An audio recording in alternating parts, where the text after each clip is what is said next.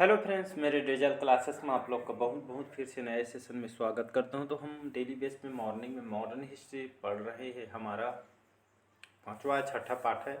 तो पिछले क्लासेस को जितने भी हुए हैं उसको नहीं देखे हैं वो तो देख सकते हैं। सभी का मैं प्लेलिस्ट अलग से बना दी हूँ। सभी जो क्लासेस है उसको एक जगह आपको मिल जाएगा।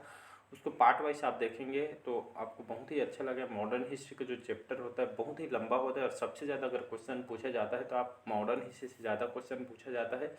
इसके बाद ख़त्म होने के बाद जैसे मॉडर्न हिस्ट्री ख़त्म होता है उसके बाद मैं जितने भी प्रीवियस ईयर में एग्जाम में जो क्वेश्चन हुए हैं उसको मैं सॉल्व करा के भी बताऊंगा। जो मैं कंटेंट तैयार करता हूँ कितना आपके लिए सफिशेंट है। आप previous year modern history question भी सॉल्व करके देख सकते हैं कोई भी एग्जाम के। इसके बाद तो मैं कराऊंगा कम से कम 100-200 क्वेश्चन मैं एक्स्ट्रा और कराऊंगा जो प्रीवियस ईयर में एग्जाम में, चाहे एसएससी को हो, पीएससी को हो, कोई भी एग्जाम को हो, जो प्रीवियस ईयर में क्वेश्चन मॉडर्न हिस्ट्री को जितने भी क्वेश्चन पूछे गए मैं कराऊंगा। कॉम्पिटिटिव एग्जाम में जो क्वेश्चन पूछा गया है, चाहे कोई भी एग्जाम का प्रिपरेशन कर रहे होंगे, चाहे आप SSC, PSC, railway, UPSC, Vyapam, bank, कोई भी एग्ज़ाम की प्रिपरेशन कर रहे होंगे तो लगभग सभी एग्ज़ाम के लिए सफिशेंट है। कंपलसरी एक ही एग्ज़ाम के लिए ये आपका मॉडर्न हिस्ट्री जो है लगभग सभी एग्ज़ाम को कवर कराएगी। तो चलिए सेशन को बढ़ाते हैं आगे। तो पिछले क्लासेस में 90 क्वेश्चन मैं कवर कराया था। तो उस क्लासेस को नहीं देखोगे तो जाकर देख सकते हैं। ये हमारा 91 क्वेश्चन से स्टार्ट करेंगे। तो चलिए स्टार्ट करते हैं सेशन को। पहले बार आए हैं तो चैनल को सब्सक्राइब करके रख लीजिए ताकि जो नोटिफिकेशन है आप तक पहुंच पाए। तो मैं कंप्लीट आपको मॉडर्न हिस्ट्री कराऊंगा। साथ ही साथ इसके बाद हम जो आप बोलेंगे तो मिडिवल हिस्ट्री स्टार्ट करेंगे, फिर या एंशिएंट हिस्ट्री स्टार्ट करेंगे। तो चलिए सेशन को बढ़ाते हैं आगे। तो 91 क्वेश्चन हमारा, थियोसॉफिकल जो सोसाइटी ने भारत में अपना मुख्यालय कब और कहाँ पे स्थापित किया था? तो आपके 1882 में डियार में, या 1885 में आपके बेलूर में, या 1890 में आपके अवधि में, या आपके डी ऑप्शन है 1895 बेल्लोर में। तो इसका करेक्ट आंसर क्या हो जाएगा? उससे पहले बता दूं आप आपका अगर लास्ट में अपना स्कोर भी बताया करिए, कमेंट बॉक्स में कमेंट करके बताइएगा। स्टार्टिंग में आपका स्कोर कम हो जाएगा लेकिन आप पूरा मॉडर्न हिस्ट्री पढ़ लेंगे तो अपना स्कोर देखिएगा कितना आप जो आपका जो नॉलेज है इम्प्रूव होगा, बहुत ही ज़्यादा इम्प्रूव होगा। तो कमेंट बॉक्स में आप स्कोर भी अपना कमेंट में बताया करिएगा। तो इसका जो करेक्ट जो आंसर हो जाएगा आपका ए ऑप्शन करेक्ट आंसर हो जाएगा आपका 1882 में जो थियोसॉफिकल जो सोसाइटी है भारत में अपना मुख्यालय यहाँ पर 1882 स्थापित किए थे। किसके द्वारा किया था? तो थियोसॉफिकल जो सोसाइटी की स्थापना भारत में मद्रास ब्लाउस्की और आपके कर्नल हेनरी के द्वारा ये आपके 1882 में मद्रास के अडियार में, याद रखिए जो आपका जो अडियार यहाँ पे दिया है आपके मद्रास का एक जो जगह है, जिला है।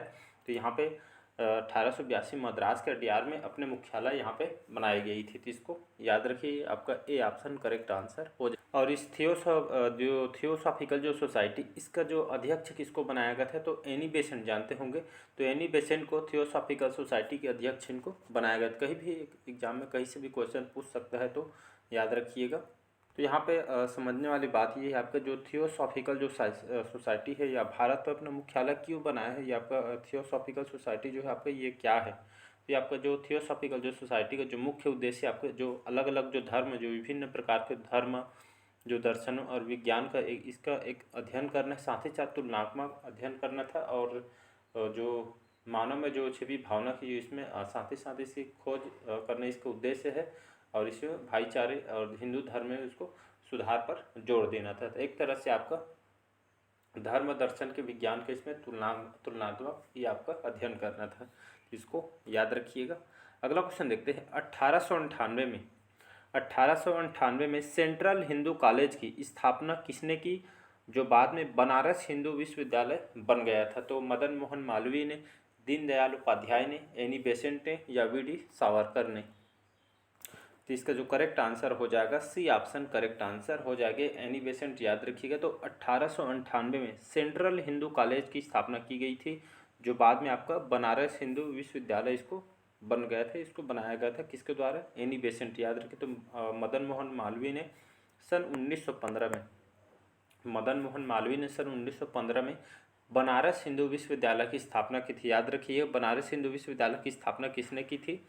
तो ये आपके मदन मोहन कई बार एग्जाम में क्वेश्चन पूछा है। तो मदन मोहन मालवीय ने बनारस हिंदू विश्वविद्यालय की स्थापना की थी 1915 में। फिर 1998 में आते हैं, तो सन 1998 में उन्होंने सेंट्रल हिंदू कॉलेज की स्थापना एनी बेसेंट ने वाराणसी में की थी। याद रखिए, इसमें 2 क्वेश्चन पूछा जा सकता है। बनारस हिंदू विश्वविद्यालय की स्थापना किसके द्वारा की थे?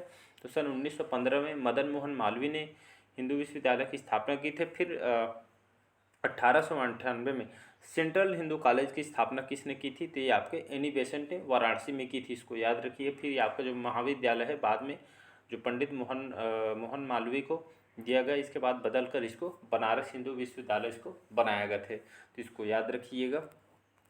यहाँ पे कई बार एग्जाम में एनी बेसेंट से क्वेश्चन पूछा। एनी बेसेंट कौन है? तो ये आपका एक महिला अधिकारी थी और साथ ही साथ लेखक, और एक खास करके भारत को बहुत मतलब पसंद करती थी, तो एक भारत प्रेमी महिला भी थी, इसको याद रखिएगा। एक आध्यात्मिक थी और उनको 1917 में भारतीय राष्ट्रीय कांग्रेस की अध्यक्ष बनाई गई थी। याद रहो, 1917 में भारतीय राष्ट्रीय कांग्रेस की इनको अध्यक्ष बनाई गई थी। कई बार एग्जाम में ये क्वेश्चन पूछा था। मतलब ये आपके माउंट एवरेस्ट पर इन्होंने चढ़ाई भी की थी, तो इसको याद रखिएगा। अगला क्वेश्चन देखते हैं। बाकी जैसे क्वेश्चन आएगा तो और उसको हम अच्छे से उसको बताएंगे। निम्नलिखित कौन सा राजा राम मोहन राय के तत्काल बाद ब्रह्म समाज का प्रमुख बना था? तो द्वारकानाथ टैगोर, देवेंद्रनाथ टैगोर, ईश्वर चंद्र विद्यासागर या आपका रविंद्रनाथ टैगोर। तो इसका जो करेक्ट आंसर हो जाएगा आपका बी ऑप्शन करेक्ट आंसर हो जाएगा। याद रखिए, तो राजा राम मोहन राय उनके जो डेथ हुआ, उनकी जो मृत्यु हुई, उसके बाद जो तत्काल जो ब्रह्म समाज के प्रमुख किसको बनाया गया था? तो देवेंद्रनाथ टैगोर, उनके एक आपका देवेंद्रनाथ टैगोर और साथ में केशव चंद्र सेन थे, ये आपके सहयोगी थे। जो भी ऑप्शन में रहेगा, अगर ये आपके साथ में केशव चंद्र अगर सेन रहता तो दोनों ऑप्शन हो जाता, बाकी उनको नहीं दिया गया है, तो यहाँ पे देवेंद्रनाथ टैगोर आंसर यहाँ पे ले लेना है। तो याद रखिएगा, संस्थापक तो राजा राम मोहन राय है। इसके बाद किसने संभाला था इस पद को? ब्रह्म समाज के प्रमुख देवेंद्रनाथ टैगोर और आपके केशव चंद्र सेन। तो इसको याद रखिएगा। संस्थापक अक्सर ज़्यादा क्वेश्चन पूछा जाता है, तो उसको याद रखिएगा। निम्नलिखित किस संगठन ने पुणे में फर्ग्यूसन कॉलेज की स्थापना की थी? आर्य समाज ने, डेक्कन एजुकेशन सोसाइटी ने, थियोसॉफिकल सोसाइटी ने या पूना सेवा सदन ने? तो इसका जो करेक्ट आंसर हो जाएगा आपका Deccan education society correct answer हो जाएगा। तो इस संगठन ने पुणे में फर्ग्यूसन कॉलेज की स्थापना की थी। फर्ग्यूसन कॉलेज ये आपके मुंबई में था। तो बम्बई के जो तत्कालिक जो गवर्नर सर जेम्स फर्ग्यूसन के नाम पर इसको रखा गया था, इसको याद रखें। इनको न्यू इंग्लिश स्कूल के साथ साथ फर्ग्यूसन कॉलेज के विकास में बहुत ही गहरी रुचि थी, तो इसको यहाँ पे डेक्कन एजुकेशन सोसाइटी के संगठन की सहायता से इसको इस कॉलेज की स्थापना किया था, जो आपके मुंबई में था। अगला क्वेश्चन देखते हैं। निम्नलिखित किसने 1932 में हरिजन सेवक संघ की स्थापना की थी? बहुत बार क्वेश्चन रिपीट किया गया ये वाला। तो निम्नलिखित किसने सन 1932 में हरिजन सेवक संघ की स्थापना की गई? तो इसका ऑप्शन देखते हैं। B are Ambedkar, Motilal Nehru, Mahatma Gandhi, Gopal Krishna Gokhale. तो इसका जो करेक्ट आंसर हो जाएगा, तो सन 1932 में याद रखिए, तो हरिजन सेवक संघ की जो स्थापना किसके द्वारा की गई थी? तो हमारे राष्ट्रपिता महात्मा गांधी जी के द्वारा स्थापना की थी। इन्होंने स्थापना की थी महात्मा गांधी जी ने। कौन से वर्ष की थी? तो सन 1932 से याद रखिएगा। तो 1932 में 1932 में की थी इसकी स्थापना, जो आपके कहाँ पे की गई थी? तो आपके दिल्ली में। तो दिल्ली में इसकी स्थापना, और ख़ास करके जो महात्मा गांधी ने इसके उन्होंने जो यरवदा जेल में थे 1932 में, तब इनकी मतलब गांधी जी की स्थापना इनके द्वारा की गई थी पुणे के जेल यरवदा जेल में। इसको याद रखिए। इसके यहाँ पे जो हरिजन सेवक संघ की स्थापना करने के इसके पीछे उद्देश्य क्या है? कि आपके भारत में जो अस्पृश्यता को समाप्त करने के लिए यहाँ पे हरिजन सेवक संघ की स्थापना की गई थी, तो इसको याद रखिएगा। अगला क्वेश्चन देखते हैं। नेक्स्ट क्वेश्चन देखते हैं। निम्नलिखित किस समाज सुधारक ने राजयोग, ज्ञान योग और कर्मयोग जैसे पुस्तक निकाली थी? तो स्वामी विवेकानंद, रामकृष्ण परमहंस, राजा राम मोहन राय, स्वामी दयानंद सरस्वती। इसका जो करेक्ट आंसर हो जाएगा स्वामी विवेकानंद, इसका करेक्ट आंसर हो जाएगा ए ऑप्शन। याद रखिए, इनके द्वारा समाज सुधारक थे, समाज के लिए बहुत ही काम किए इन्होंने स्वामी विवेकानंद जी। इन्होंने राजयोग, ज्ञान योग और कर्मयोग पुस्तक जैसे इन्होंने निकाली थी स्वामी विवेकानंद ने। आज एक आप लोग को एक क्वेश्चन देता हूँ। इनका मूल नाम क्या है, बहुत बार बताया हूँ। तो स्वामी विवेकानंद का इनका वास्तविक नाम क्या है, मेरे को आज कमेंट बॉक्स में बताइएगा। एग्जाम में क्वेश्चन आया हुआ है, तो आज का आपका क्वेश्चन है, आज का रोज़ मैं एक क्वेश्चन आपको दूंगा, आप मेरे को बताइएगा। ये एग्जाम में क्वेश्चन आया हुआ है बहुत सारे एग्जाम में। तो स्वामी विवेकानंद जी का वास्तविक नाम इनका क्या है, मेरे को कमेंट बॉक्स में बताइएगा। अगर कल का क्लास पिछले कई क्लासेस में उसको बताया हूँ, तो आपके एग्जाम में क्वेश्चन है, पूछा गया है, कमेंट बॉक्स में बताइएगा। अगला क्वेश्चन है, ब्रह्म समाज के संबंध में निम्नलिखित कौन सा कथन सही है। तो कौन सा कथन सही है ब्रह्म समाज के बारे में, तो देखते हैं यहाँ पे। इसने मूर्ति पूजा का विरोध किया था। इसने धार्मिक ग्रंथों की व्याख्या के लिए पुरोहित वर्ग की आवश्यकता को इनकार किया।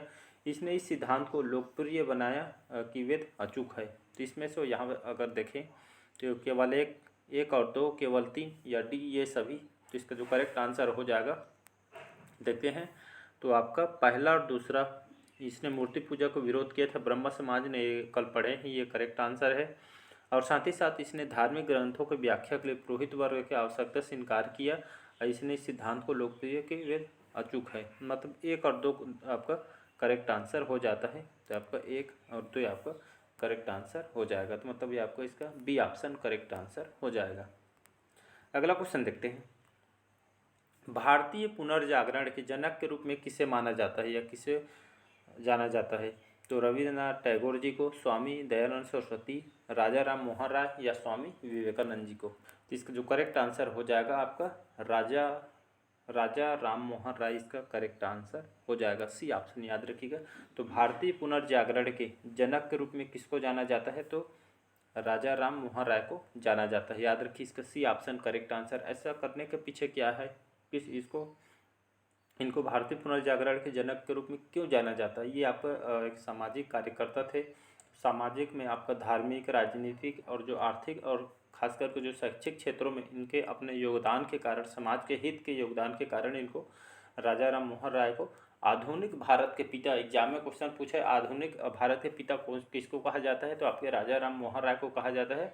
इसको भारतीय पुनर्जागरण के पिता के रूप में इसको जाना जाता है। तो एक समाज सेवक थे और समाज के लिए बहुत ही इन्होंने मतलब बहुत ही कार्य किए, इसलिए इनको भारतीय पुनर्जागरण के जनक के रूप में इसको जाने जाते हैं। अगला क्वेश्चन देखते हैं, स्वामी विवेकानंद द्वारा स्थापित रामकृष्ण मठ एवं रामकृष्ण मिशन का मुख्यालय कहाँ पे स्थित है। तो अडियार में, बेल्लोर में या उपरोक्त में से कोई। तो इसका जो करेक्ट आंसर हो जाएगा आपका, तो पश्चिम बंगाल में स्थित है आपका बेल्लूर मठ। याद रखिए कहाँ है पूछे तो पश्चिम बंगाल में आप स्थित है बेल्लूर मठ। और रामकृष्ण मठ और रामकृष्ण मिशन का जो मुख्यालय आपके पश्चिम बंगाल के वेल्लूर मठ में स्थित है। तो इसका जो करेक्ट आंसर हो जाएगा बेल्लूर। अगर यहाँ पे साथ में पश्चिम बंगाल दिया रहता तो ये आपका पश्चिम बंगाल हो जाता। कई बार एग्जाम में क्वेश्चन पूछा गया है कि जो रामकृष्ण जो मिशन है इसके संस्थापक कौन है, ये कौन से सन में किया गया, तो 1896 याद रखिएगा, 1896 97। तो 1896 में रामकृष्ण मिशन की स्थापना की थी, किसके द्वारा की थे, तो आपके विवेकानंद, याद रखिए विवेकानंद जी द्वारा आपके कोलकाता में ये रामकृष्ण मिशन की स्थापना किया गया था। इसका जो मुख्यालय भी आपके कोलकाता में है, आपके वेल्लूर में। तो ये दोनों को याद रखिएगा, ये एग्जाम में क्वेश्चन पूछा गया है। अगला क्वेश्चन देखते हैं, निम्नलिखित किसने सर्वेंट्स ऑफ इंडिया सोसाइटी की स्थापना की है। तो गोपाल कृष्ण गोखले ने, महात्मा गांधी ने, मोतीलाल नेहरू ने या बीजी तिलक ने। ये भी एग्जाम में क्वेश्चन पूछा गया है, मोस्ट इंपॉर्टेंट। वैसे तो सभी क्वेश्चन इंपॉर्टेंट है, इसको अगर एक बार में क्लियर समझ नहीं आता है तो एक बार रिवाइज कीजिएगा अच्छे से, आपको डेफिनेटली आपको समझ आ जाएगा, आप क्वेश्चन भी आपसे बनने लगेगा। तो सर्वेंट्स ऑफ इंडिया सोसाइटी की स्थापना किसके द्वारा किया गया है, तो आपके गोपाल कृष्ण गोखले इसका करेक्ट आंसर हो जाएगा। तो इन्होंने, गोपाल कृष्ण गोखले ने कौन से सन में, 1905 में सर्वेंट्स ऑफ सोसाइटी की स्थापना गोपाल कृष्ण गोखले ने सन 1905 में इसकी स्थापना किया गया है। तो इसको याद रखिएगा। और इसका उद्देश्य था, इसमें जो समाज के कल्याण के उनके कार्य के हित को देखते हुए इस धर्म में यहाँ पे अलग अलग जो जाति को, धर्म को यहाँ पे एकजुट करने के लिए इसको लोगों को जागरूक करना था, प्रशिक्षित करना था। इसी उद्देश्य से इसकी सर्वेंट्स ऑफ इंडिया की स्थापना किसके द्वारा की गई थी, तो आपके गोपाल कृष्ण गोखले के द्वारा इसकी स्थापना किया गया था। तो इसको याद रखिएगा। जो आपका जो गोपाल कृष्ण गोखले हैं, इनको महात्मा गांधी के गुरु के रूप में भी इसको कहा जाता था। एग्जाम में क्वेश्चन पूछा भी गया है, महात्मा गांधी के गुरु, राजनीतिक गुरु कौन थे? तो आपके गोपाल कृष्ण गोखले को कहा जाता है। अगला क्वेश्चन देखते हैं, निम्नलिखित किसने एशियाटिक सोसाइटी ऑफ बंगाल की स्थापना की है? तो मार्गरेट नोबेल ने, विलियम जोन्स ने, एनी बेसेंट ने, आपके एच.एस. ओलकॉट ने। तो इसका जो करेक्ट आंसर हो जाएगा, तो एशियाटिक सोसाइटी ऑफ बंगाल की स्थापना किसने की थी? तो आपके विलियम जोन्स। याद रखिएगा, तो बंगाल के जो एशियाटिक सोसाइटी की जो स्थापना विलियम जोन्स ने की थी। इसकी जो स्थापना है 1784, याद रखिए। तो 1784 में एशियाटिक सोसाइटी की स्थापना विलियम जोन्स के द्वारा बंगाल में की गई थी, याद रखिएगा। तो इसका करेक्ट आंसर हो जाएगा बी ऑप्शन करेक्ट आंसर। और इसके स्थापना करने के पीछे उद्देश्य क्या था? तो जो जितने भी एशिया में जो आपके कला विज्ञान जो प्राचीन वस्तु है, इनके खास करके इनके जांच करना था, कहाँ कहाँ पे कौन सा टूरिज्म है, कौन से कला विज्ञान केंद्रों पर जितने भी बने हैं भारत के एशिया में, तो इसको एक तरह का यहाँ पे उनका जांच करना था। तो पूरे एशिया में ये आपका एक केंद्र बनाया गया था, संगठन बनाया गया, इसी तरह इसकी स्थापना किया गया था। तो यहाँ पे देख सकते हैं, सर्वेंट्स ऑफ इंडिया की स्थापना गोपाल कृष्ण गोखले, और आपके एशियाटिक सोसाइटी आपके विलियम जोन्स। अगला क्वेश्चन देखते हैं, सन 1875 के अलीगढ़ आंदोलन के संस्थापक कौन थे? तो सर सैयद अहमद खान, मिर्ज़ा गुलाम अहमद, दुदू मियाँ, हाजी शरीयतुल्लाह। तो अलीगढ़ आंदोलन 1875 के अलीगढ़ आंदोलन के संस्थापक कौन है? तो आपका सर सैयद अहमद, इसका सर सैयद अहमद खान इसका करेक्ट आंसर हो जाएगा। तो याद रखिएगा, इसके नेतृत्व में मतलब इसके संस्थापक हैं, और एक तरह का आपका इस्लामी आंदोलन था, इसको याद रखिएगा। और सन